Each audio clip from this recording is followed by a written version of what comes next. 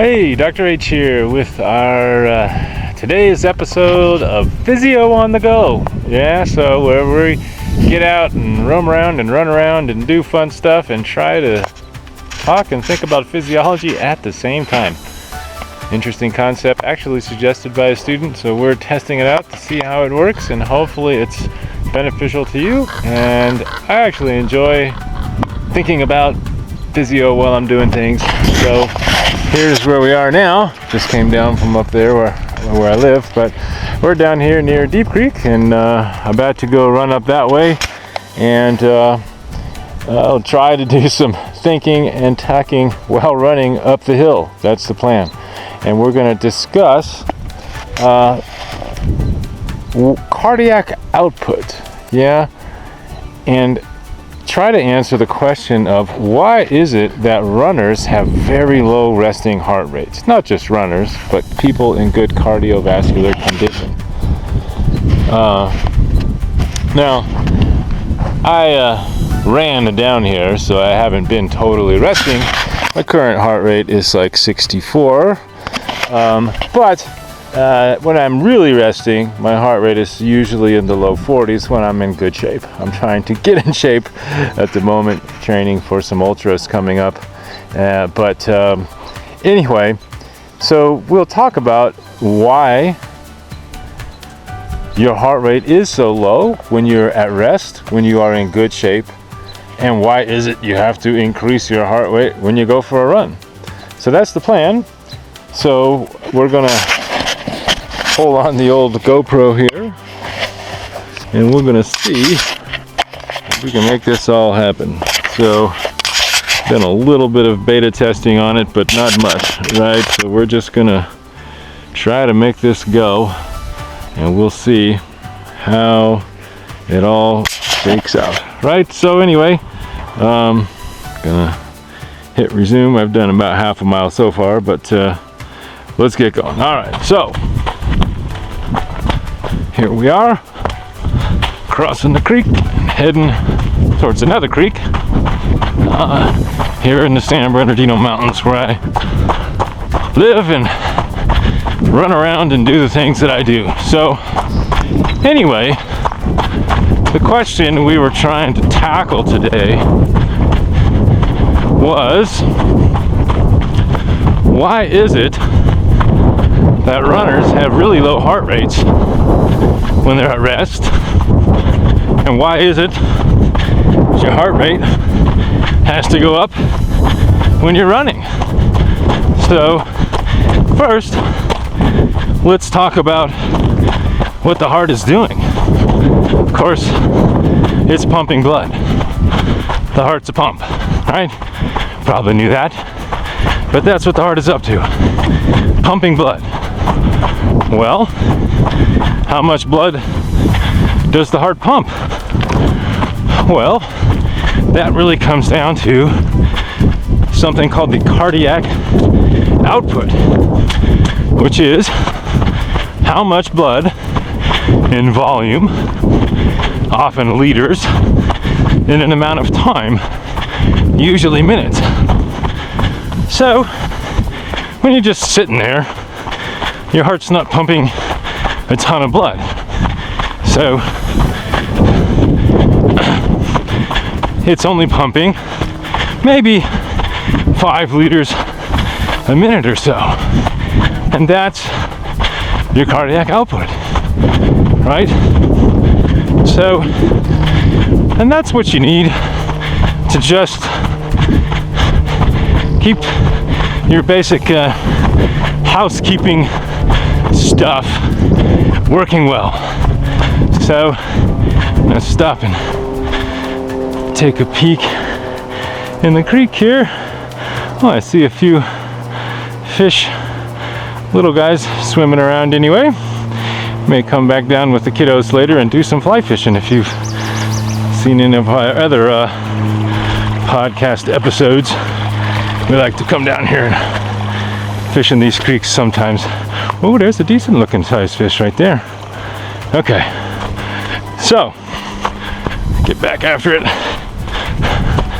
So we're about to head up the hill. I didn't record my run down the hill because I'm still ironing out the technical details, trying to have the camera not bounce around.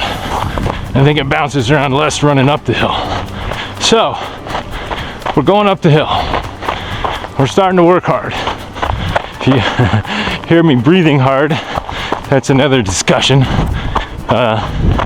about how you also have to breathe more when you run.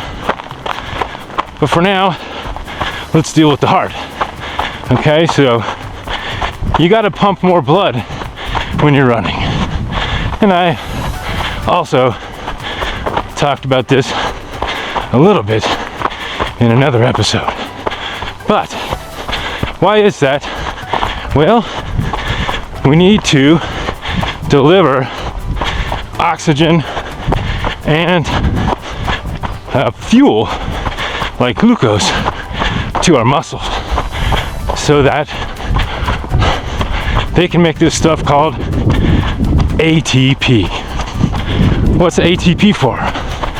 Well, it powers pretty much everything in us is powered by ATP. So that includes the muscles I'm using to run up this hill right now.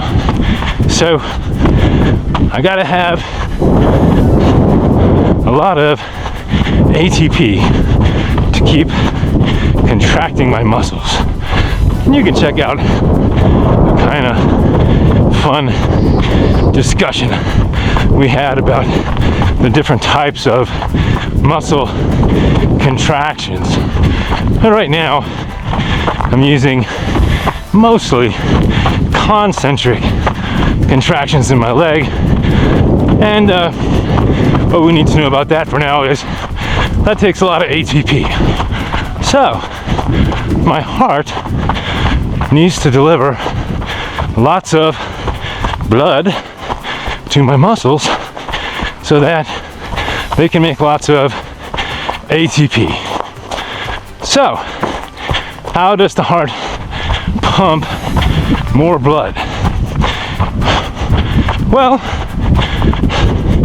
there's two variables that determine the cardiac output, or how much blood the heart is pumping. You know, we said at rest, that's about 5 liters a minute. Now, I'm not going full gas right now. I'm not in great shape. It's been a long school year, and I'm trying to get back into mountain running shape. B, I'm trying to talk, which is a new plan. But anyway, you know, somebody who's elite is going to take that cardiac output up to 35, maybe even 40 liters in a minute. Pretty impressive. A lot of blood to pump. So you got to deliver a lot of blood to your muscles when you're running or biking or whatever you're doing. Okay? So right now I'm running up a hill, and I live in the mountains at 6,000 feet. So there's not quite as much oxygen in my blood. That's a topic for another day. So I'm breathing hard, and my heart rate's going up. It's up to 128, 129. You know, should be trying to get it higher, but trying to be able to think at the same time. So we're running up this hill, 6,000 feet elevation in the afternoon sun, and my heart rate has increased. You know, at rest, it's in the 40s. Now, you know, it's 131. Okay? And, you know, like I said, I'm not completely killing myself.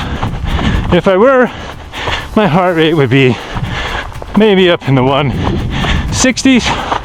Okay, so you know, that's maybe 4 times increase from my resting rate. Okay, but that, if you go 4 times 5 liters a minute at rest, that's only an increase up to 20 liters a minute.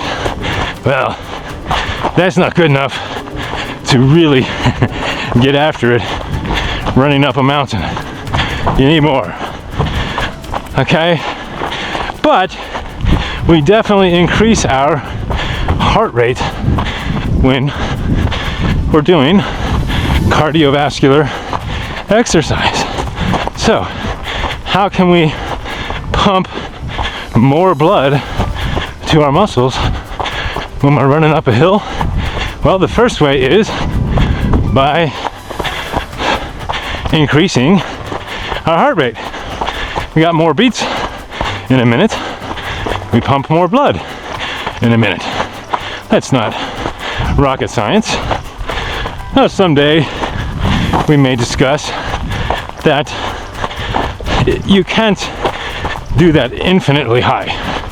If you continue to increase your heart rate at extremely high heart rates,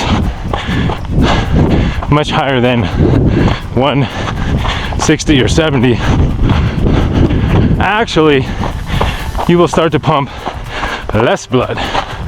And that comes down to the fact that you need time for the heart, especially a chamber called the ventricle, to fill up with blood in between beats. But most of the time, if you increase your heart rate, you pump more blood. And I'm doing that now. 127, 130, something like that. Really should be going harder. But hopefully we'll get used to talking and running with a GoPro on my head as we go through this. So, first way we increase our cardiac output, pretty straightforward. We just increase our heart rate, more beats. Okay? How do we actually do that? Well, there's part of the nervous system called the sympathetic nervous system, which impacts the pace of your heart. And it does so especially by impacting something called the sinoatrial node, or SA node. So right now, my sympathetic nervous system is dumping norepinephrine onto my SA node. And what that's doing is causing my heart rate to speed up. Maybe we'll fill in more details some other time. But how are we pumping more blood? By increasing our heart rate. All right, that's one thing. But like I said, you can only increase your heart rate so much. If we're starting in the 40s, which is pretty low, we can only go maybe up to 160, 170, 4 times increase. So, you know, that's fine, but that would take cardiac output from 5 to 20 liters a minute. But that's still not good enough, right? So, if you really want to pump enough blood, you need to pump 30 liters a minute or so, maybe more if you're really good. So, how do we get that extra increase. A nice view down the canyon there. Well, can't be by continuing to increase our heart rate. We talked about that. So what else can we do? Well, we can't have more beats in a minute. So what we can do is we can pump more blood with every beat. So how do we do that? Well, two things. We fill the heart up, especially a chamber called the ventricle, to a higher volume, right? So somebody who trains a lot, the chamber, especially the ventricle, which pumps in their heart, gets bigger, right? So you have more blood available to get pumped out with each beat, right? So that's helpful, right? Because we can't just keep increasing our heart rate because A, there's a max heart rate, and B, above that, we actually pump less blood with every beat. So that wouldn't help. So how do we pump more blood with every beat? Well, that is in part by filling up with more blood each time. Yeah. So, in terms of the heart's function, its cardiac cycle. So, we talk about two phases. We talk about diastole and we talk about systole. So diastole is when the heart, particularly usually the ventricles, are filling with blood, right? And systole is when the heart, again especially the ventricles, are emptying the blood. Okay? So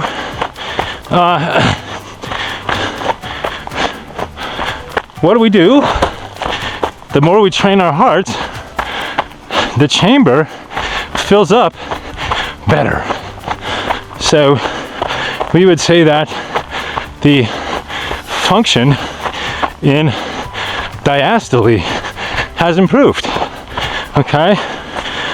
So a trained athlete's heart fills up in diastole to a higher volume than an untrained athlete. So we might say it has become more compliant. Yeah, that just means it's easier to fill up. Okay, so yeah, one way we pump more blood with every beat is by improving our diastolic function, or how well we fill our hearts. Okay? So apologize for the spitting on camera, but that's life. Okay, trying to talk and run at the same time and get back in shape. Lots to do. Anyway, so our diastolic function has improved.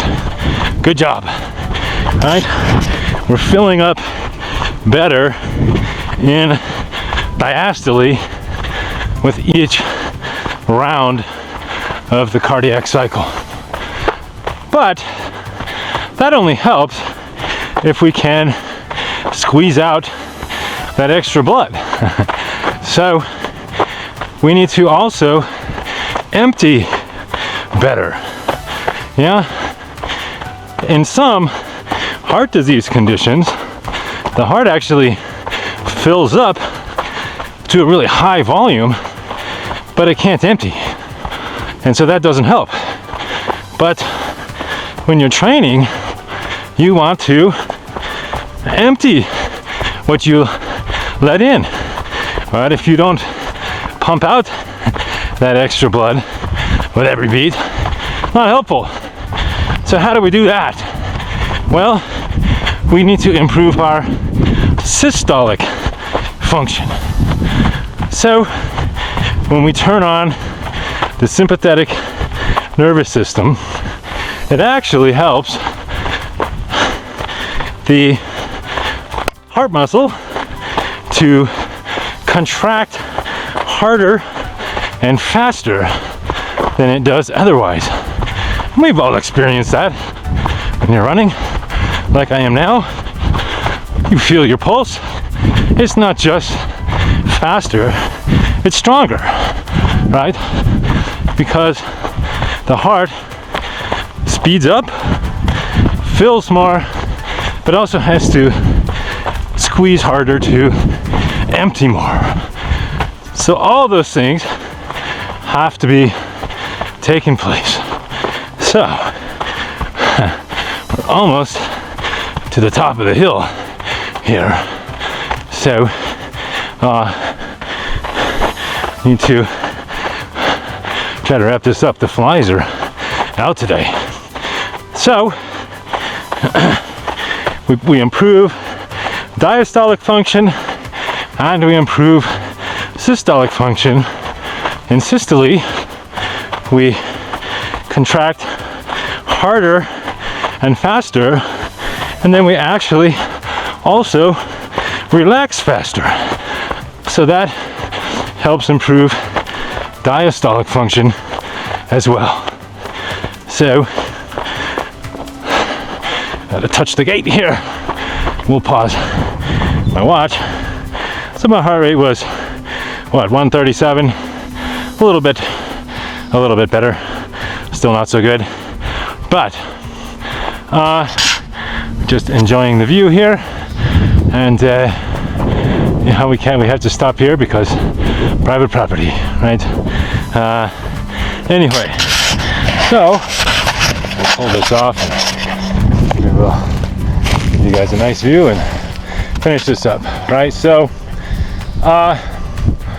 we're improving our ability to pump more blood by increasing the heart rate, by increasing how much blood we pump with every beat.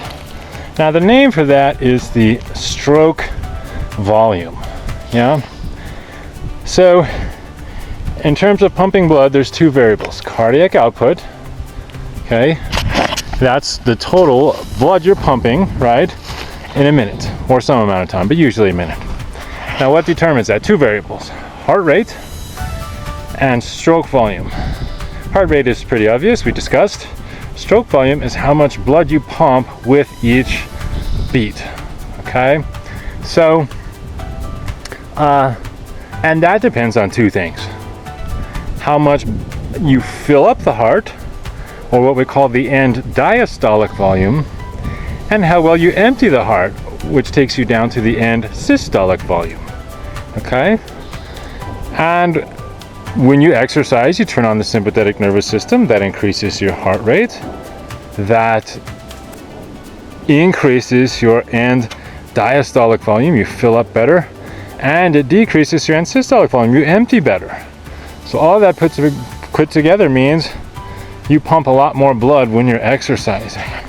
Now, if you keep doing that, your heart gets used to pumping more blood with every beat. Yes? And so the chamber gets easier to fill and stronger to empty. Yes? Okay? And those changes still exist even when we turn down the sympathetic nervous system at rest. Okay? So what that means is, when you're just sitting on the couch, if you are a trained athlete when you're just sitting on the couch, you have to still pump 5 liters a minute, okay? But you can do that with fewer beats. Why? Because your stroke volume, the volume you pump out with each beat, is higher. Yes, why? Because we fill up to a better volume, and in theory we can empty to at least the same or even a lower volume, right? So why does an athlete have a lower resting heart rate? Because they can pump more blood per beat, so they need fewer beats to do that. Anyway, I hope you found that helpful. We'll leave you with one last little view. Can't see a lot, it's a little cloudy today, but I'm gonna try to get my heart rate up even higher so I can run down there and back maybe to get back in shape. Take care, and I'll talk to you next time.